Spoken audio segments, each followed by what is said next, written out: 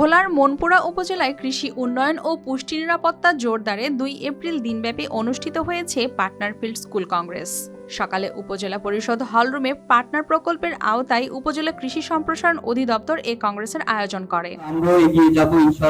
উপজেলা নির্বাহী অফিসার আবু মুসার সভাপতিত্বে অনুষ্ঠিত কৃষকদের আধুনিক কৃষি প্রযুক্তি ব্যবহার, পুষ্টিকর খাদ্য উৎপাদন, উদ্যোক্তা সৃষ্টি এবং জলবায়ু সহনশীল কৃষি ব্যবস্থার উপর গুরুত্ব তুলে ধরে আলোচনা করা হয়।